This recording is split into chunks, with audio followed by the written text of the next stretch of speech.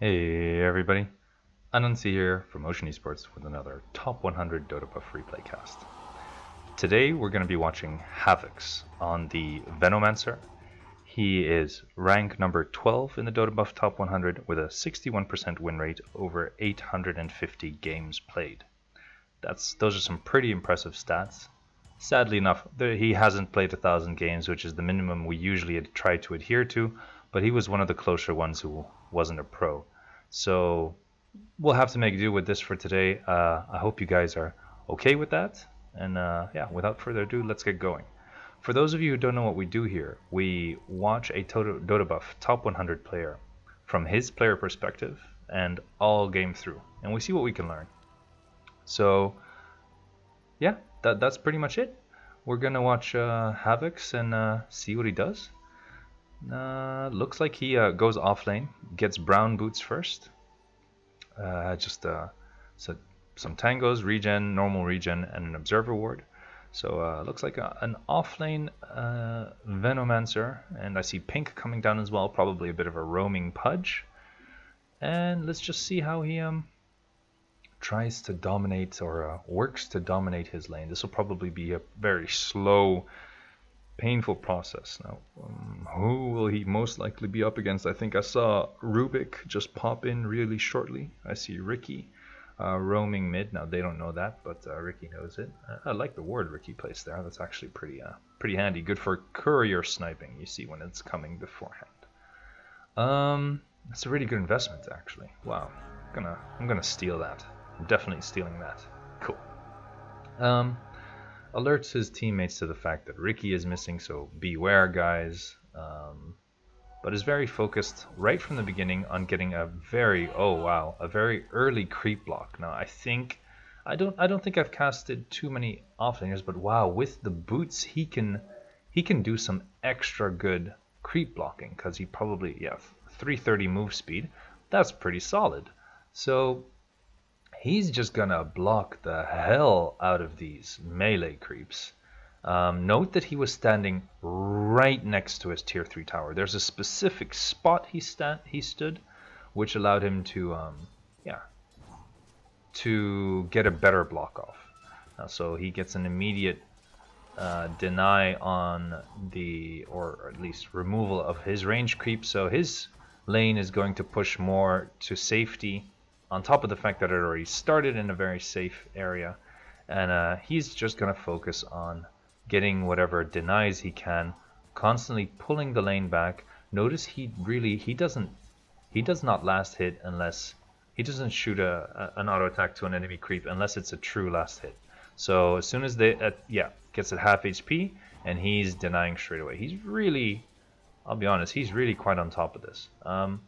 Should be noted, he started off with 1 point in his passive, Poison Sting. So that's after every hit for 6 seconds, somebody will take 6 damage per second and get slowed for 11%. That's a really strong passive. And looks like he's moving towards the bounty rune to contest this Rubik from taking it. So goes to the bounty rune a little bit early, and looks like he's going to pull, but I think he would have missed it. Or he knows that he can get some extra damage off. Sure enough, yep. So he's not wasting his time here. He's okay. Thought he was pulling, but maybe he's just getting some XP. Looks like he can take out a stack just by... Okay, so with the boots and the slow, he's like a super kiter with just boots. He doesn't need any mana for this. This is a different type of jungling Veno that I've seen, but very effective nonetheless. Really getting a creep off on almost every getting a hit off on almost every creep I can see.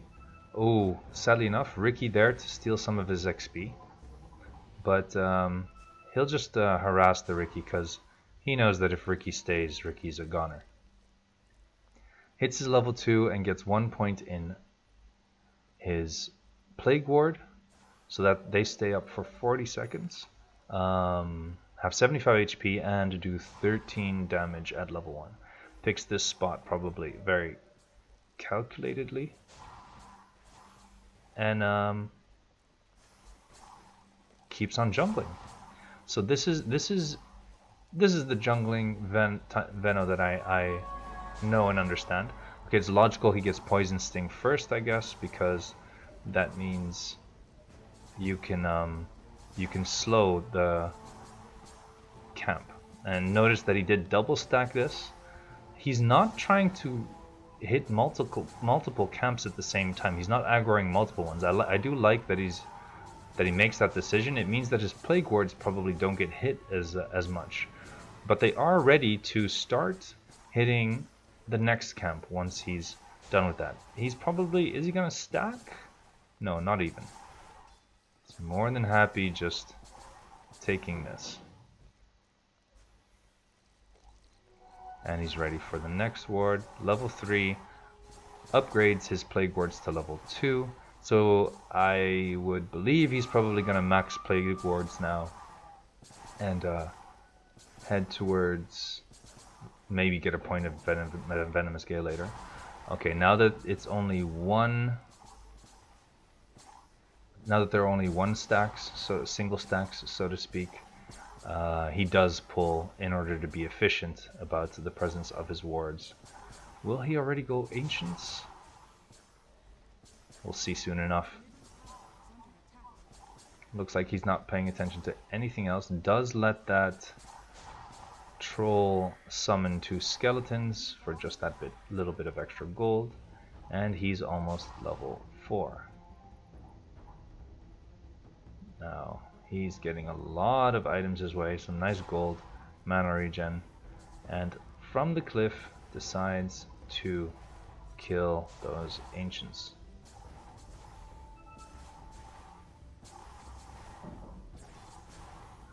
That's a pretty nice start. 5 minutes in. What would his position be? Position 3, yeah. Not bad. Pretty safe. Just constantly putting him in this area here. Making sure he's the one that's aggroing, so the creeps are always going for him, not his wards. Just back and forth, very smooth. And yeah, very simple yet effective. Oh, Ricky does get the last hit. I would have wanted a rev ward round. But let's just look at the last hits and denies. If we look at this, he's at 22 and 1 compared to the 28 or the 30 of the top heroes, so to speak. But his creeps are each worth a lot more than the others. So he goes into a second point of Poison Sting, which in all fairness I think I can understand. I mean, plus 8 damage per second, and a little bit of extra slow, but also lasting longer. So the jump from level 1 to level 2 is actually extremely significant. Now if you look at the minimap, Ricky is constantly on top of him, which is a little bit unfortunate. It means that he lost a lot of XP to Ricky. But luckily Lina was there to get rid of that pesky Ricky. And I guess it does mean that Ricky's not bothering other heroes. Goes for a Ring of Aquila first. This item's good because it gives him armor and mana regen, and I think it also gives his wards armor, but we'll have to check in a second. I'm not 100% sure about that one. Well, that'll be something I'll get to discover. Just continuing to jungle, just repeating this process. I wonder at what point he decides to start impacting the rest of the map.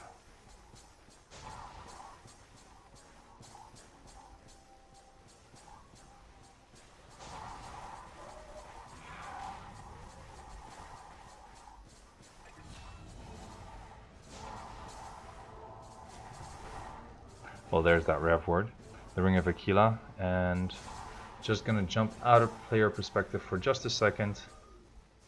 No, the Plague Wards are spell immune, so that also means immune to that aura.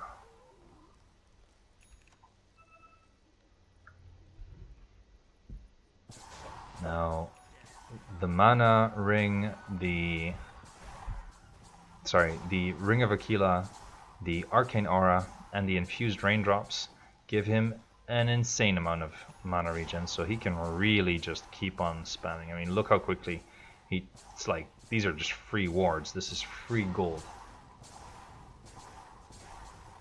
If we look at his, okay, so his creep kills, in creep kills he's second. That means he's probably highest net worth. Okay, second as well. Surprising. Must be some kills on the, yeah, on the Lina. Must have been a big kill. But okay, net worth is probably more interesting in that sense. He's second in net worth. Decides to move away. He's level 7 at this point, compared to the rest of the map. Level. So he's yeah, he's definitely at the top, we could say.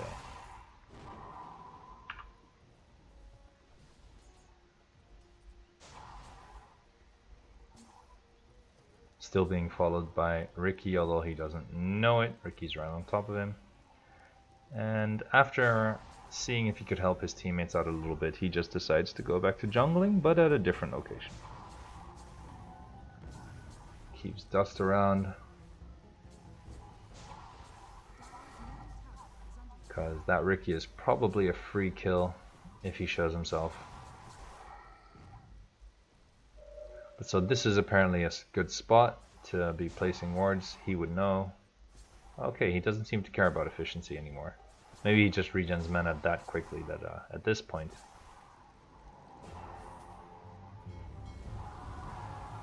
Okay, does use his TP scroll, but oh, yep, managed to get him a Ricky and just chases that Ricky down. This is a block, by the way. He blocks Ricky from being able to move any further, so the plague you can do that with plague wards. If you put them in small pathways, like if somebody was standing here, for example, and you put one here, then they would not be able to walk out. Not this way in any case. So similar to how a tree can block your path, I would say. Just yeah, really likes this spot. So on the dire side, I think yeah, this is an ideal spot to use those wards and to get farm. I wonder if he chooses the more general spots on the Radiant side as well, or if he has something else to sleep. Does move in to help teammates.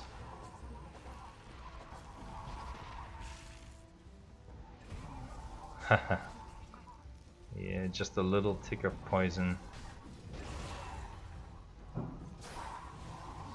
Ooh, sadly enough, that Magnus did not hit where he was supposed to.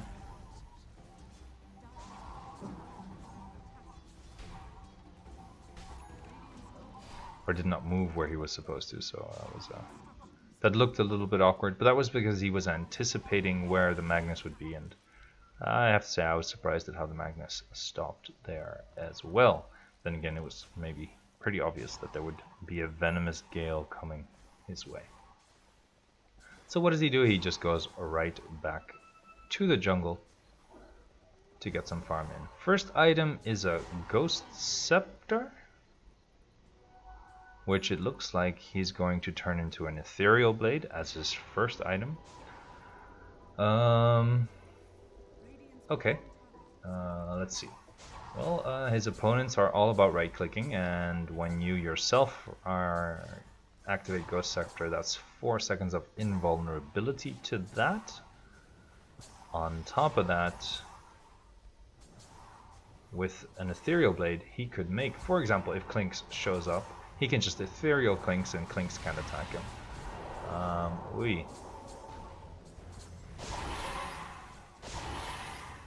Whoa.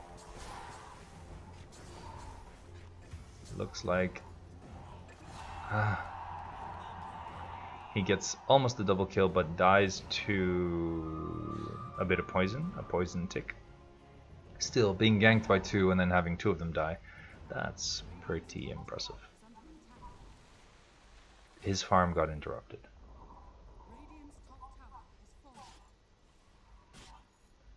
What does he do in his free time? He buys a TP scroll,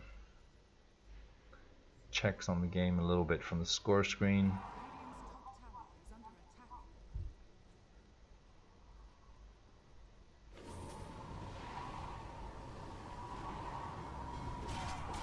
And decides to go mid. Teammates win the fight, so he can help them push with his wards. Plague wards are extremely good at pushing. The Ring of Aquila can always help a little bit as well with some armor for his teammates.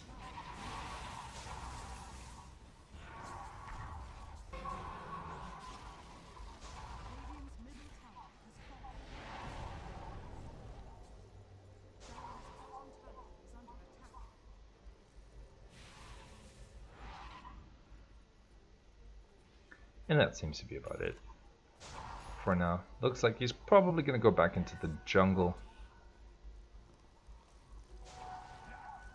And sure enough, he really wants that ethereal blade.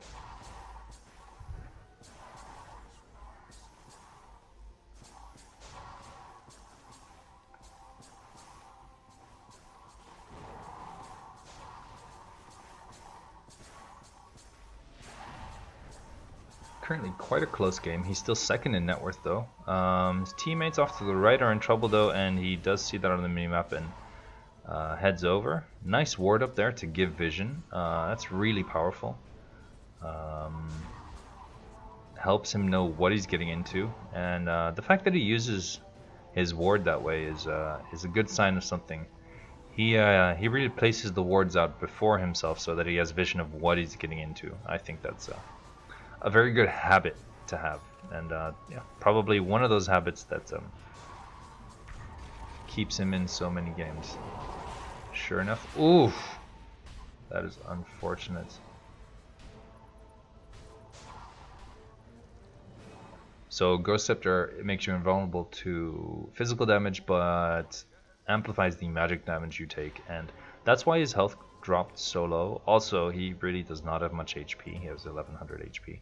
So if he's taking an increased amount of magic damage, then he can be in big trouble. Although usually it is Venomancer's opponents who are taking the insane amount of magic damage.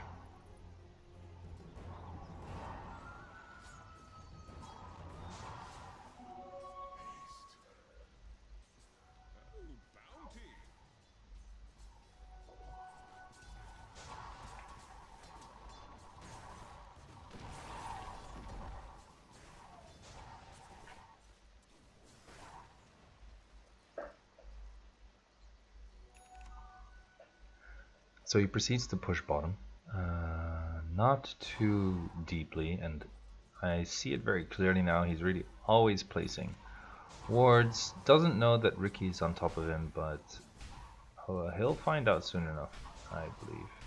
Ricky gets half of this experience, if I'm not mistaken.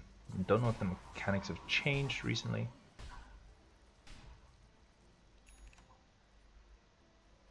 But he's just constantly being followed by that Ricky.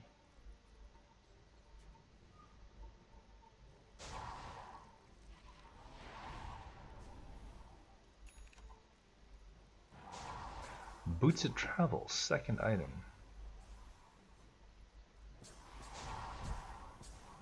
Definitely allows him to get around the map and push the lane where there is nobody else.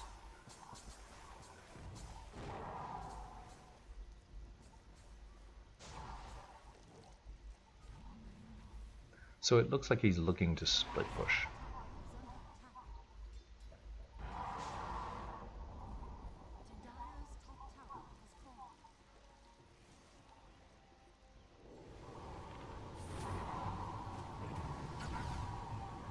And while he does have awesome movement speed, Not sure what else he can do too much. He must be paying quite a lot of attention to the minimap. Seems to have that on in the side of his eye the whole time, because as soon as he hears that Rubik, he knows exactly where to go.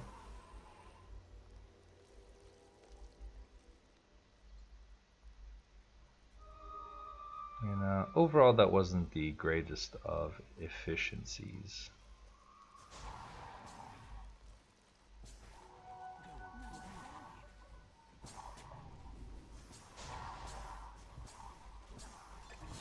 So he just goes back to farming that sweet spot. So guys, if there's ever a jungling Venomancer, this is pretty much where he is. Literally. 18 minutes. Like, unless you see him pushing a tower. He's in the jungle at one of the sweet spots, and this is just one of them. But still.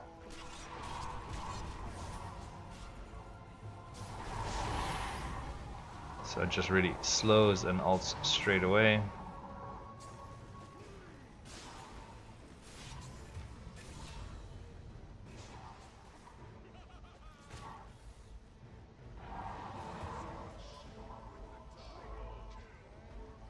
And just continues.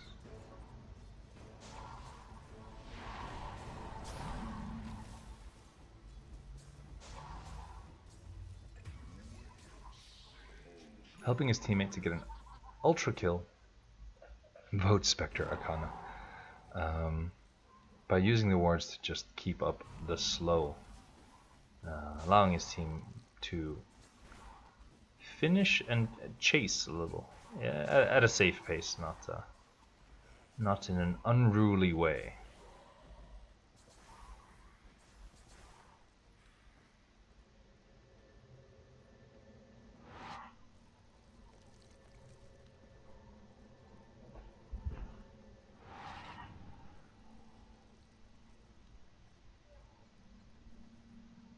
So it looks like he's given up on going straight Ethereal Blade, but it is something that he had initially hoped for. He's turned it into a Yule, so going a invulnerability, movement speed type of build. These are the things that seems to find important. Very impressive hook there by the Pudge.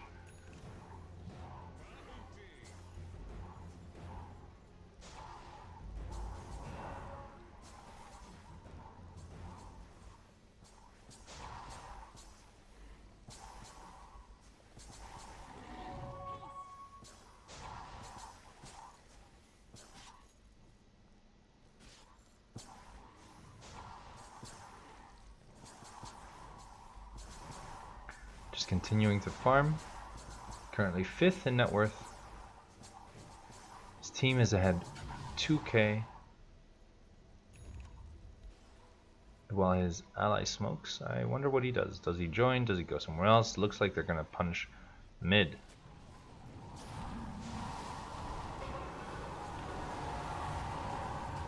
Doesn't blow his ult too fast. Had a pretty good idea that not all of the opponents were there. And after that fight goes down, straight away gets some farm, so it doesn't waste time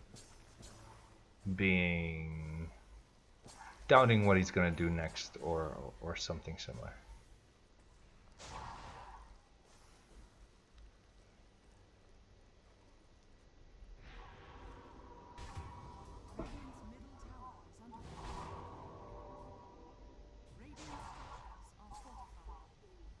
Looks like at this point he's starting to feel confident that he can invade the enemy jungle.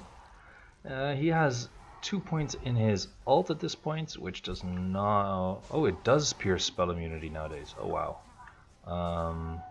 Yeah, that's extremely strong.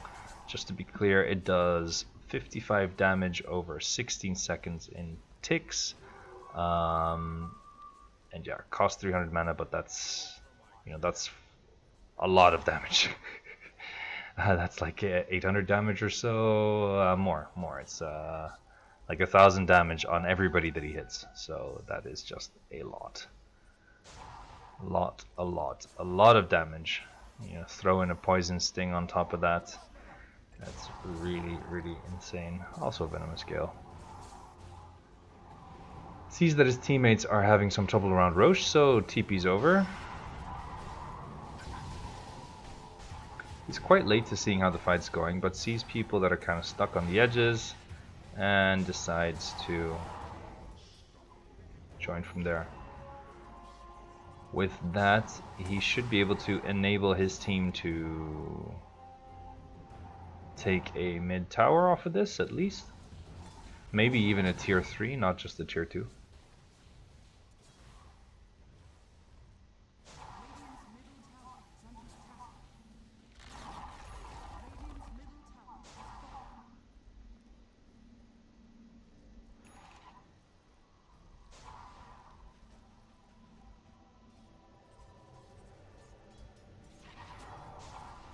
And I don't get a tier 3, but he decides to go bottom.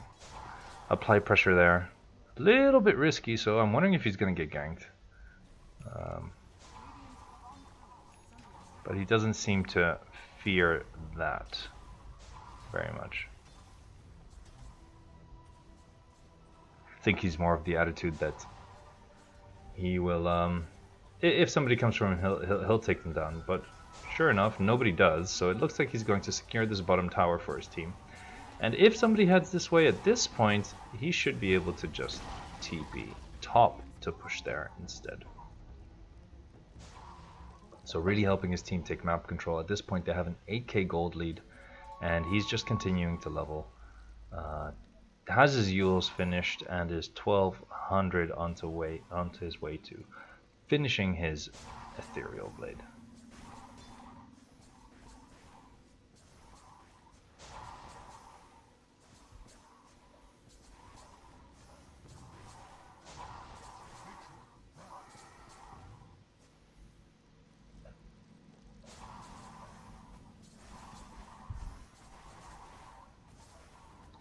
Again, playing a very safe and slow game, going back to farming, not feeling too pressured to make anything happen, but being ready to come out of the jungle and punish whoever is trying to punish his team. I believe that's what he seems to want to do, and then also be defensive yet fast with the Boots of Travel and the Yule's Scepter. So sure enough, his team is in trouble, so he comes out and straight away just gales. Does hold on to his ultimate. Doesn't seem to waste it for situations where he's not sure it will be of benefit.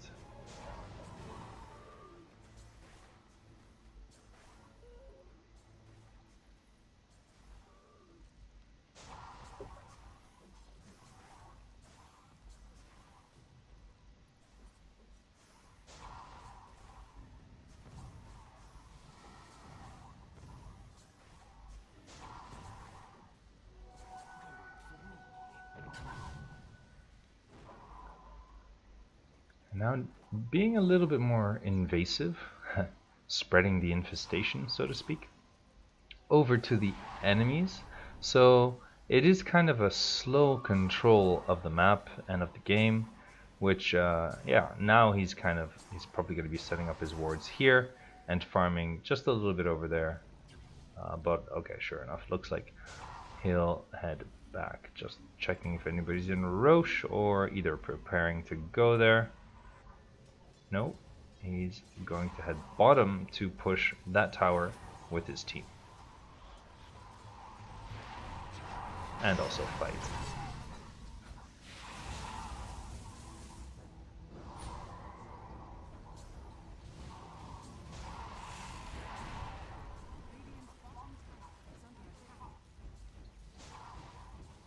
Using the wards now to keep vision, to give pre-vision, and also to cancel blink daggers. That's why this one is up there. It's not pushing, but in case somebody comes from top, they'll get hit by a ward first, for example Magnus, which would cancel his blink dagger, so Magnus has to then choose a more difficult path to initiate from, if he were to come from, for example, his shrine.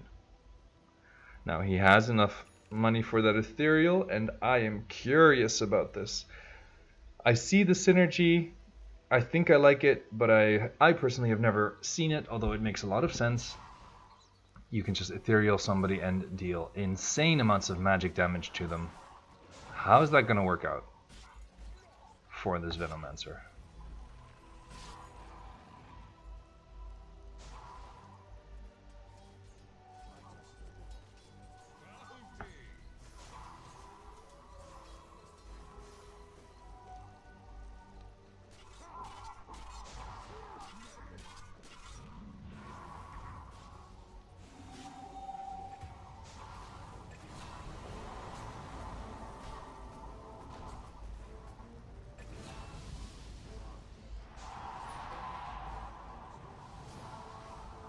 Chasing through. Took a wild guess at where that... Wow. Just really tearing through. Okay, there's that ethereal. Okay, nice. So it also has synergy with the... with the Morphling, of course. Looks to be in a bit of trouble here, but he does have his Yules. Throws out a slow. And is not running yet. Looks like he's probably dead though. No. You ethereals himself and wow. Oh, gets Force Staff and then tries to TP out. Is he gonna make it? Yes, he is. Well played.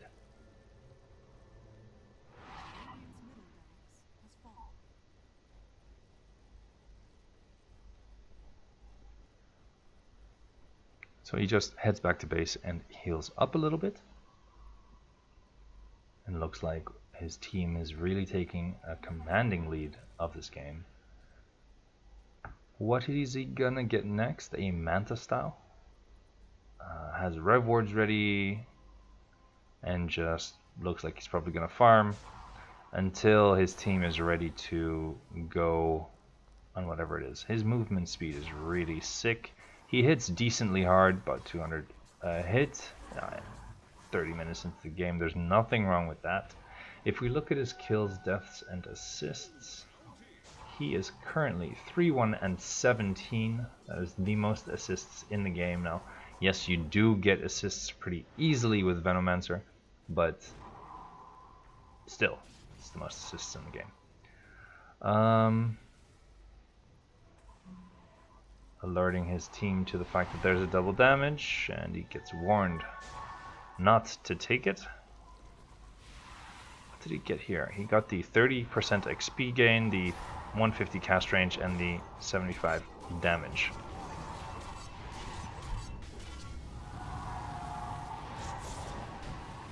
Now sadly enough he got caught there, but he'll be able to use himself. Uses the magic wand before he does, and from all the way up there gets off a Poison Nova and tries to... Ooh, Pudge. Nice. Tried to do as much damage as he could while he was up there. It's pretty much everything he could do. Enjoys the fight while he's dead. This kind of looks like his team will be able to start to close things out at the very least.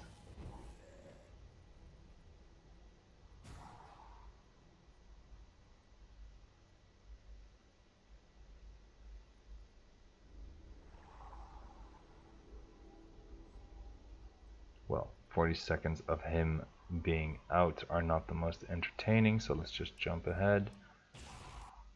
Bam. Okay, he's back. TP's over to the other shrine. So his whole team is at Roche. He TP's bottom, sells his magic wand. And here's something in plate mail. So not going for that Manta style. Shivas maybe? Or AC? We'll see.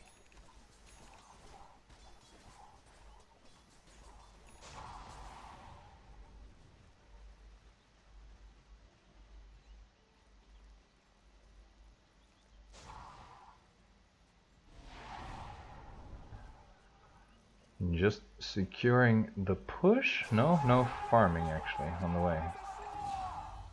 Ignoring his team to just get a few more last hits. I'm not sure why.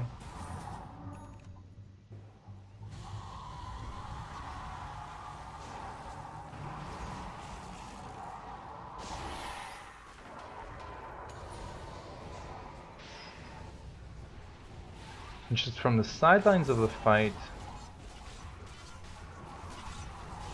trying to pick the best targets he can. Makes himself vulnerable as soon as he sees the Clinks focusing him.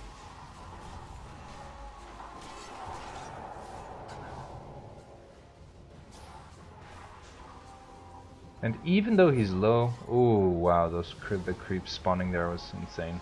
Even though he's low, he stays around and he casts what he can when he can.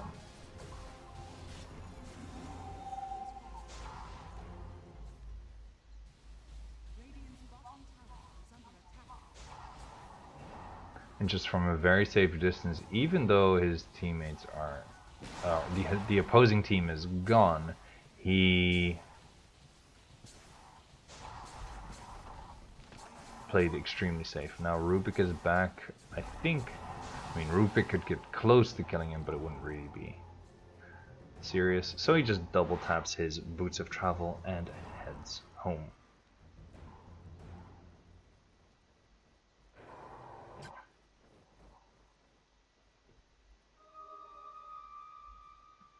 It does look like he was working on an AC, not a Shiva's guard.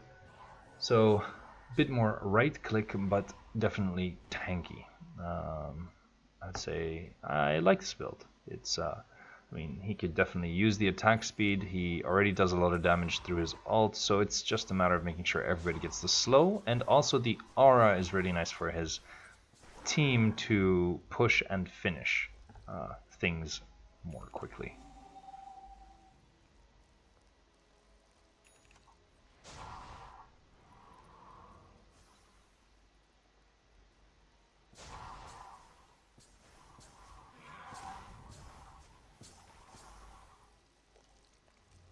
Just kill some ancients on the way over.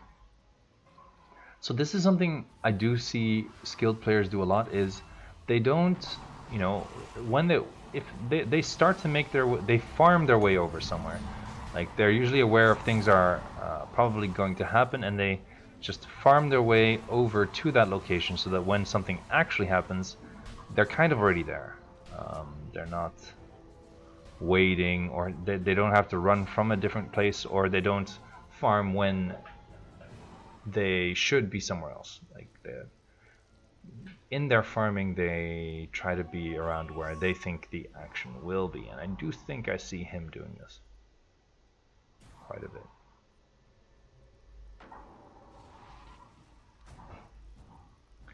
I wonder if that's going to cost him. No, he has haste, so he'll be fine.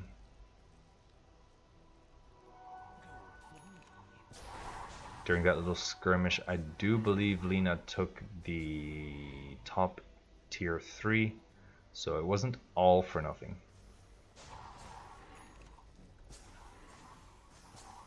But okay, his next item is Octarine Core, so decreasing the cooldowns, and also, of course, the spell damage lifesteal. So I would call this build of his, or the thought process behind what he does, is to be tanky and quick. He already has damage, he just wants to be tanky, but in slightly creative ways, which amplify his damage or his abilities at the same time as being tanky. The Yules gives him movement speed. That's really useful on the Venomancer because it allows you to get to position your skills. Because he's so fast, he doesn't need to worry about, how do I say this? Yeah, he doesn't need to worry about getting a blink dagger. Really well done, taking out their Kunkka by himself. That's pretty impressive. And just because he's that much faster and he slows everybody else, so the gap created becomes even bigger.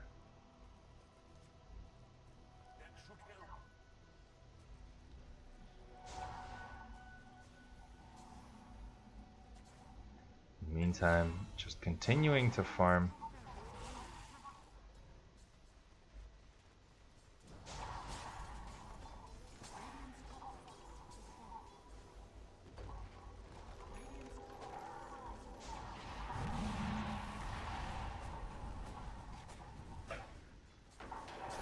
And There we have the ethereal. Ooh, looks like this is going to be... No, he has the Yule, so it's not the end of him yet. But sure enough, realizes he's a goner, so he just tries to do what he can.